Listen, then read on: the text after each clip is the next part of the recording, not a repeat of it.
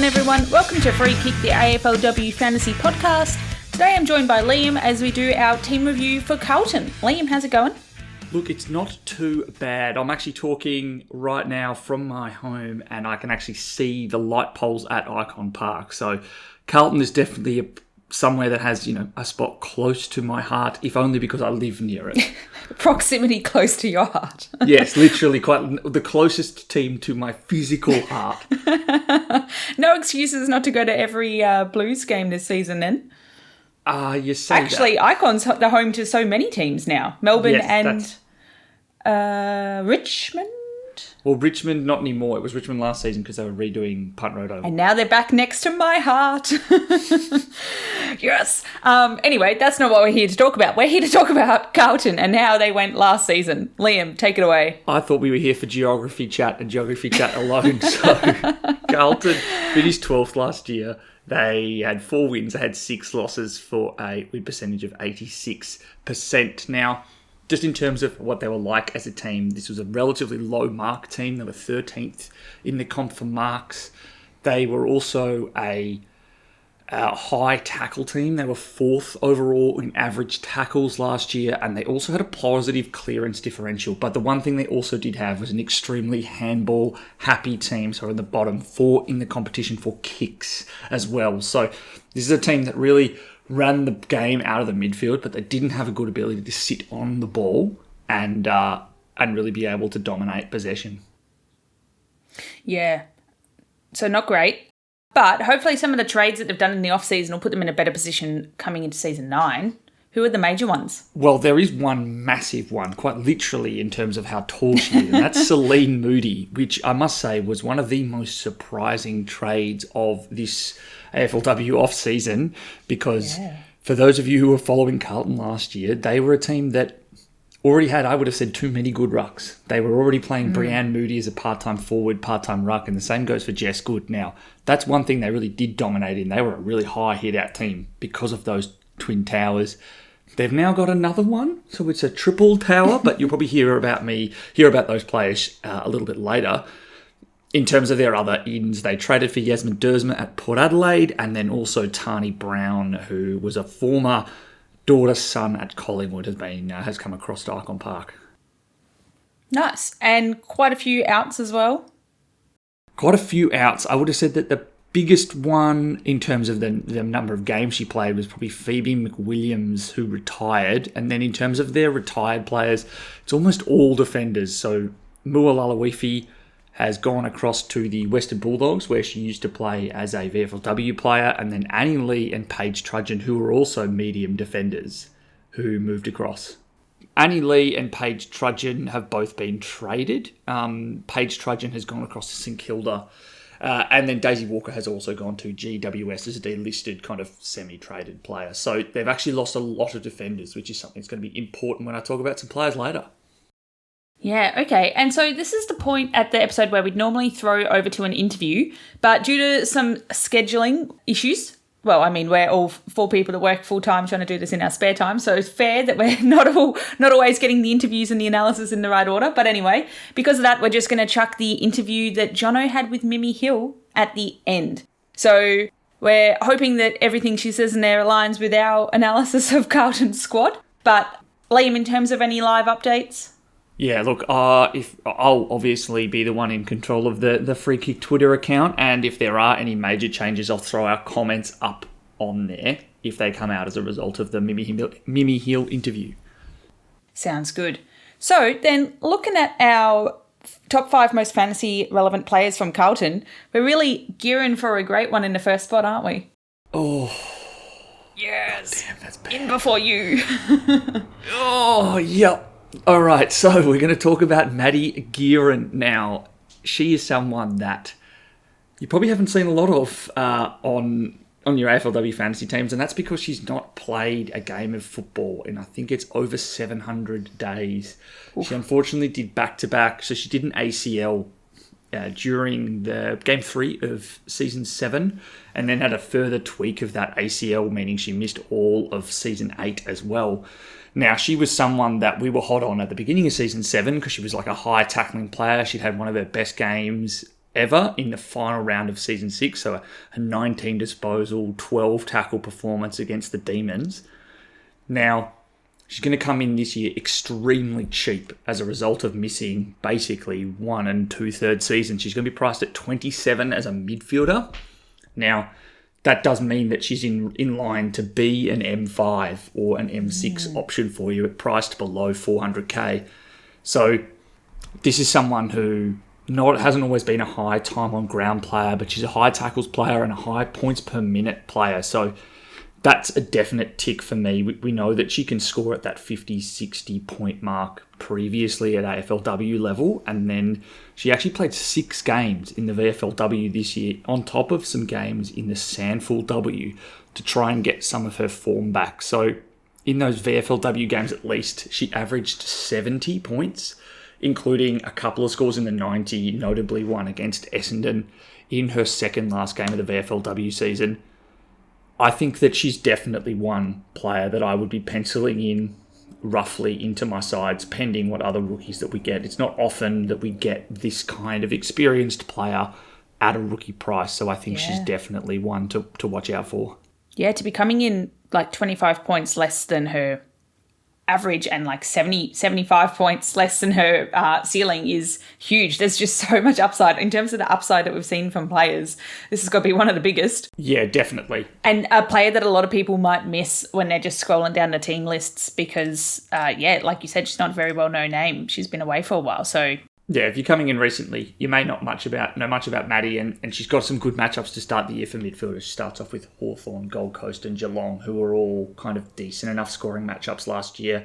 I will just say, though, that it's definitely a watch on her role because there was already a pretty consistent midfield trio, albeit without, I don't think, a fourth option in the midfield. So there was Mimi Hill, Abby Mackay and Keely Shearer as the main midfielders last year at Carlton, but I'm pretty confident in saying that even if she was a bit of a mid-forward, she'd probably still be a 50 averaging player and therefore present some pretty immediate upside for you. I like it. And in terms of your pick number 2, someone else that's not been very present last season? Yes, and Mel, this is also one of your favourite players because she manages to suck you in and into trading her in every single year, and that's Karen Peterson. So she was injured for most of 2023 and also had a pretty awful score in the 30s where she had to play as a full-time key defender owing to some injury hamperedness. We know that she's someone who can average in the mid to high 60s when she plays a bit of a wing / centre bounce / half-back role. And I do think that there was a bit of a need for that kind of player last year. It really was Gab Pound and no one else. Like there was a degree to which I think Harriet Cordner was playing a bit of that role at the beginning of the season, but owing to a lack of other forwards, she was thrown around a little bit. So KP is someone that I think can average back in that 60s again as a defender if she gets the role. And we know that as captain, she's definitely someone that will have some control over when she does get the ball. Yeah, although I would like to flag that I actually avoided Karen Peterson and read my other favourite Carlton defender, Gab Pound, last season. You did. Albeit we have this discussion every pre-season about bringing in Karen Peterson. Yes, she is like, someone she's real tempting. Pretty much. Maybe not this year. Well, over to number 3. You alluded to it before. It's the trio in slot number 3. Yeah, this is one... I don't like to do this a lot in these fantasy relevant episodes, but I do think I need to talk about a position group because I think it'll be relevant for a whole bunch of different reasons, but it's the rucks. So notionally the third most relevant player to talk about is probably Celine Moody, but I do think that also feeds into a conversation about Brie Moody and Jess Good. So Celine Moody is a ruck / forward or forward / ruck, given I think she's primarily a forward in this team. And she'll come into this Carlton side and replace what Phoebe McWilliams was doing last year. the question just becomes, how do Carlton weigh up who is playing the most ruck time out of that group of Celine Moody, Brie Moody and Jess Good? Given that I think, Mel, you'd agree in saying that Brie Moody is one of the best rucks just in her tap work and her clearance work. And Jess Good definitely showed herself to be someone who was capable as well. In terms of what's going to happen for Celine as a fantasy option, she's someone that we know with a ruck forward split can probably still average in the 50s, and that was on shorter game time. So that becomes about a 60 score. And then she's playing full-time ruck, I think, at the back end of season 6, before myself and Jono made the awful decision of starting her in season 7. She was actually up to a high 60s average as a full-time or, a more predominant ruck in that year. So priced where she is, I believe it's something like 39. She's absolutely going to be a name that I have to watch and a role that I have to watch in the preseason. But I also think that in doing that, you'll probably get a pretty good idea on whether or not Brie Moody will be an upgrade target for us during the season. Brie Moody? Celine Moody. Which Moody? No, Brie Moody. So you've got to watch Celine Moody's role to get an idea on what Brie Moody is going, if she's going to be an upgrade target for us later in the year, because I don't think she's a starting target. But as we saw last year, if we're starting cheaper rucks, we're kind of getting to the middle of the season and thinking about who we can upgrade to. And Brie was a target for us at that point. Yeah, the fact that there's 3 of them all in this position, all listed as a ruck, it makes me a little bit nervous. I'm not sure. I do love the idea that Celine Moody could be a great pick, but I think that you either lock it in and you start with her while she's super cheap, because I'm not really a fan of messing around with my rucks that many times in a season. And we've got 3 listed as a ruck in Carlton here. So it's fascinating. I'm going to be watching with bated breath, but I'm not sure if I'm brave enough to lock it in. That's totally fair. Your pick number 4, though. Not a ruck.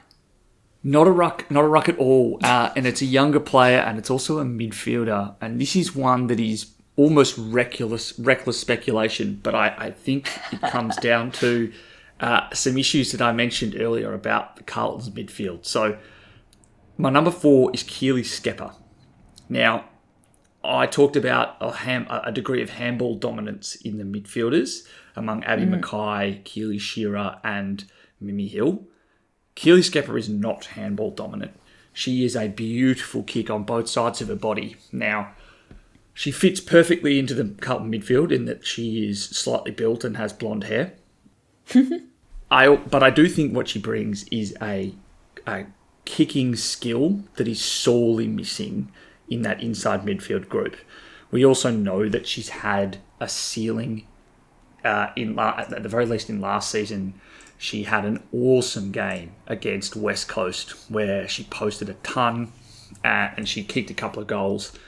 I just wonder if she's a player that will get thrown some more midfield time. So she's going to be priced below 70, which is definitely going to be a really awkward price. But I think the fact that you're getting someone who has ceiling scores of over 100, so 101 against West Coast and 107 against the Western Bulldogs, I haven't got anything to necessarily confirm that she'll be an inside midfielder, but this is someone who, when we talked to Brie Moody in our interview last year, was mentioned as the potential breakout option.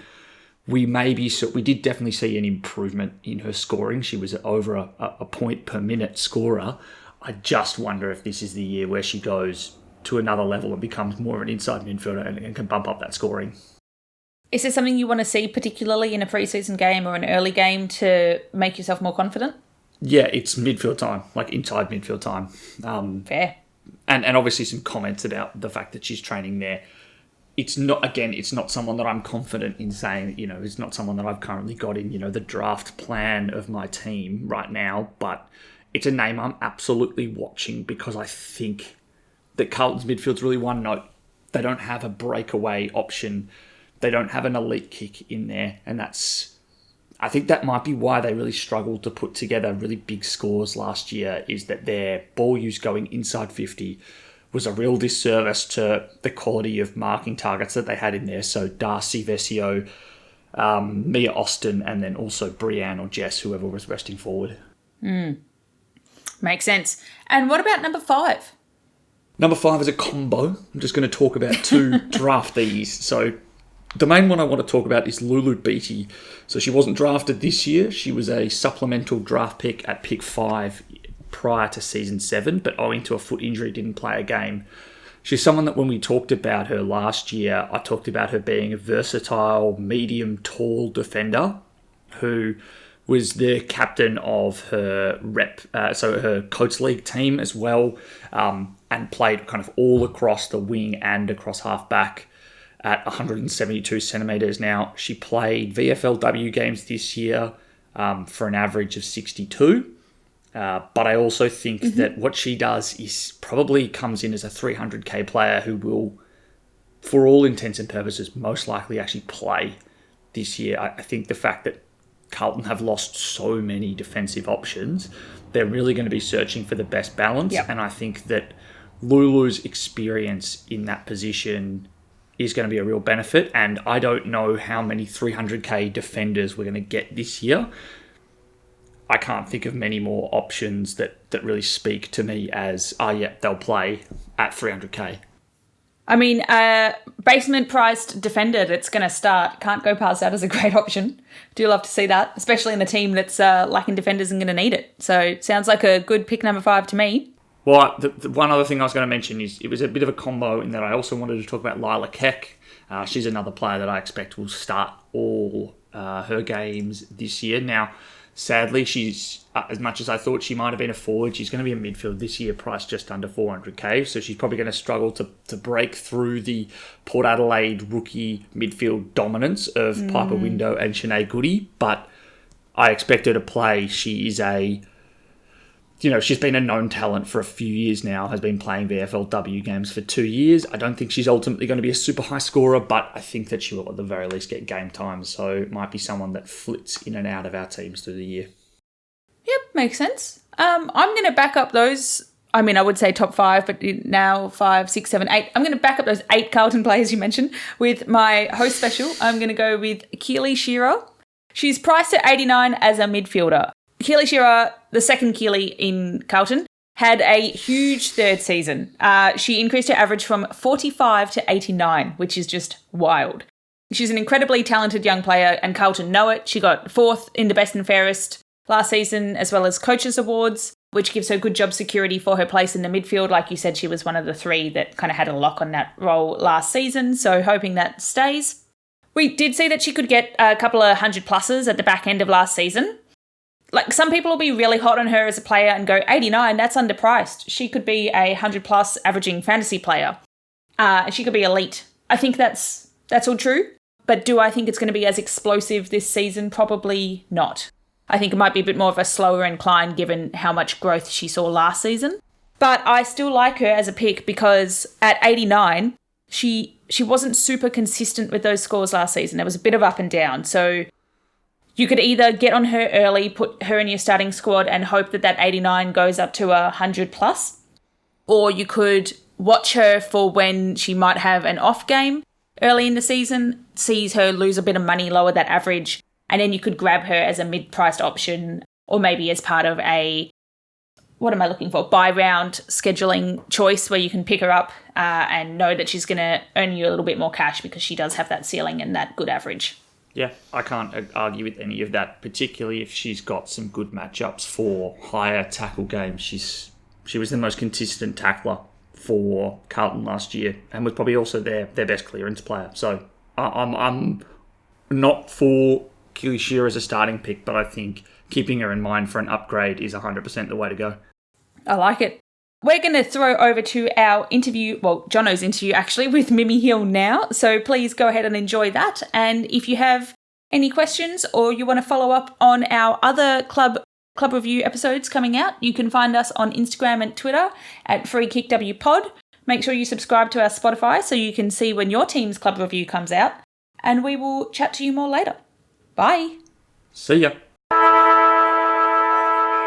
Well, welcome, Mimi, to the podcast. Thanks for coming on. Thanks for having me. Excited to be on it. It's good. How has the return to an official preseason been this past month? It's gone really quickly, to be honest. and it's been cold in Melbourne, but apart from that, it's been really good. We've made some really good grounds at Carlton, so it's exciting. Yeah, no, it's good to hear. I was thinking just before, if we rewind to this time last year, it seemed like Carlton was in a very different spot. You'd had that big full review of the program and major changes in the off-field staff and really approach to how you, as a club, take on the AFLW. Looking back now, I mean, what are your reflections of that time compared to now? It's like a whole different team, really. Like we just had a lot of work to do last year. So it's really nice coming into this preseason with all of last year's work under our belt, I guess, and players have improved so much with that whole 12 months of work that I feel a lot more confident going into the season, because previously it was kind of like you just come back and you start with a fresh slate, whereas we've actually built something now. So that's really, really fun. Yeah, Yeah, it's nice. yeah, I feel like it was really impressive watching either your start to last season, because having all that change and still winning, I think, 4 of your first 6 games. I mean, you really hit the ground running. Yeah, I feel like people wrote us off pretty early just because everything had changed. But I kind of said no matter who we played round one, I thought we were going to win. Just like we were just fired up. So you wouldn't want to get us round one. So yeah, maybe played out of our skin a little bit and then got a bit tired near the end of the season. Hence the results dropped off a bit, but we were happy with how we went. Yeah, no, it's good to hear. And I guess another off season, you've had another little bit of change walking in and out of the door. In terms of the people that have come into the squad, I mean, how are you feeling they're settling in? Really well. Like it's nice that this year it was kind of Carlton who dictated the changes as opposed to other years, I guess. Hmm. And they brought in some real good talent. Like our 2 draft picks are going so well and do not look out of place at all. And then Celine Moody, obviously Brianne's sister, just brings a lot of hype for us, which is fun. I hope it's scary for other teams. And then the likes of Tani Brown, she is a jet, one of the fastest in the comp, I reckon. So she's a force to be reckoned with. And then who else did we get? Yaz Dersma, she's really impressive as well. Going to be a bit of a back this year as opposed to playing a bit more on the wing for Port. And I think it Yeah. suits her really well. She's really skillful, explosive. So yeah, it's exciting. Yeah, no, it's a lot of talent, and I feel like we're trying to put the pieces together of where everyone's going to play. Because you take Yep. someone like Celine Moody, you've got 3 of the best ruck forward combinations in the league. How are they going to play together? What's it going to look like?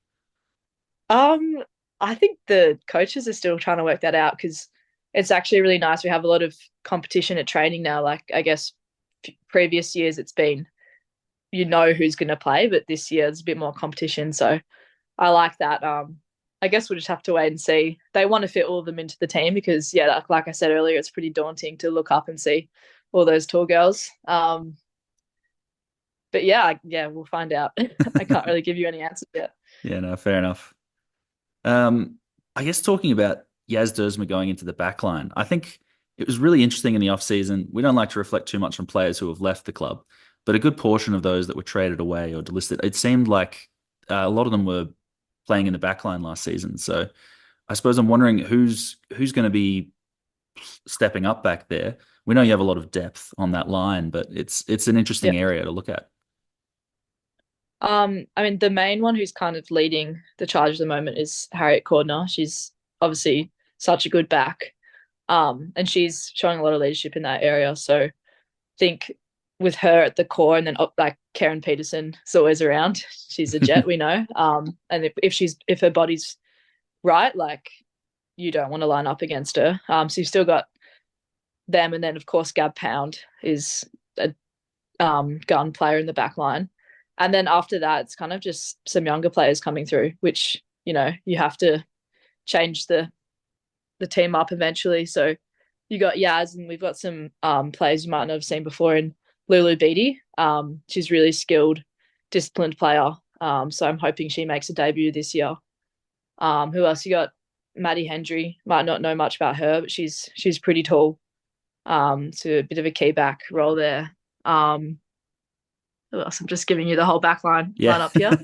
No, we'd love to hear it. Yeah. Jen Lawson Tavern. She played most of the games for us last season. she's got a bit of height as well. And then Mm. yeah, you might actually see me back there a little bit. So not to Ooh, give too that's much away. exciting. Yeah. Yeah. I'd love to hear that. Wouldn't say I'm a defender. I'm a backliner. But that's fine. Yeah, no, that's an interesting little tidbit there. I feel like it's a couple of those players. We're talking Karen Peterson and Lulu Beatty were just injured all of last year. It's so nice just having these players Yeah. come back after. I know Karen played 4 games, but she seemed pretty hampered when she was out there. Yeah. Seems like it'll be exciting to have her at full strength. Yeah, well, it's your captain coming in as well, so it's nice to have that experience. And I just feel for her because she was battling some pretty horrific injuries, but stuck trying to play through them.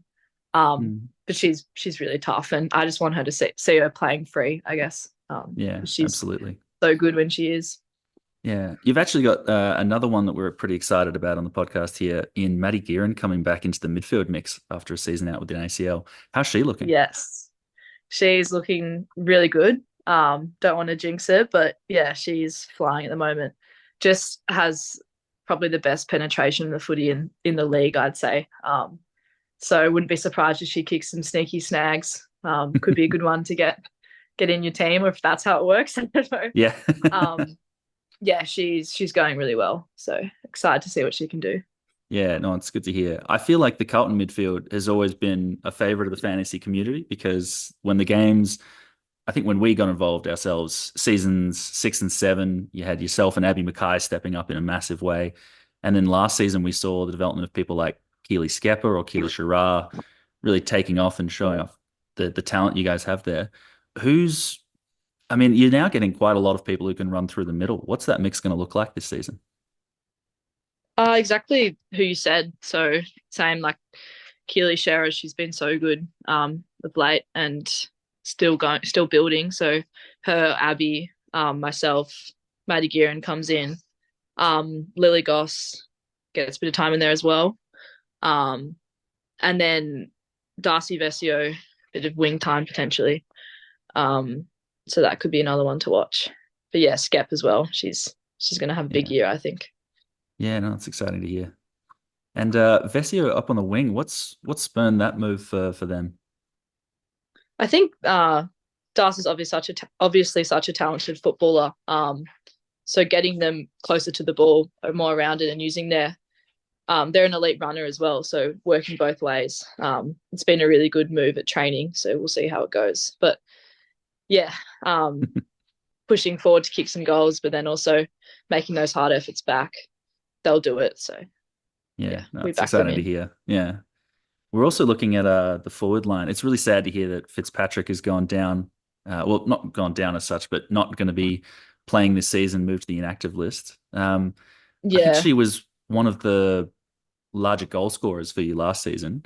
Are you looking at any sort of direct 1-for-1 replacements there, or who's sort of the next soldier up in the forward line? Not necessarily direct. Like it is, we were all really flat with the call about Ron. Sorry, we call her Ron. Yeah, no, that's so good. Just we're not very good at saying Aaron. It's too Australian. Yeah, she was huge for us, but we're just giving her a bit more time to come back and not rush it. But in her place, like Lila Keck, new draft pick, and Tani Brown are looking really good. So it's almost a bit of a 2-for-1 there. You bring 2 in. And yeah, they're just getting dangerous at ground level with all our tools going to work as well. So it's looking pretty good up there, to be honest. Yeah, that's exciting to hear. And I guess just last question for you. One thing we really like to ask here is, who have you been most excited watching this preseason and stands out as someone that you'll think big season 2024, here we go? I hate this question because I always have heaps of answers and then I feel bad for not giving more. The person who's come in to the club that's really impressed me is Yaz Dersma. Like she's picked up the backcraft so quickly and she reads the ball really well in the air. So wouldn't be surprised if she took a few intercept marks per game. So that's a new player that I'm excited about. And then someone who everyone gets pretty excited about is Mia Austin. Just the way she flies the ball. Yeah. And yeah, you kind of forget about her because she's pretty tall, but she's not as tall as the Moody's and Jess Good. So she's kind of like bringing in Celine, another one to watch because she will probably get a smaller defender, and she's scary to play on. So yeah, she seems really strong overhead. Yeah. I'm hoping she takes Mark of the Year and wins me 50K. Drinks are on her. Love that. No, that's great. Well, thank you so much for coming on. We really appreciate having you. Yeah, good luck in 2024. No worries. Great to chat.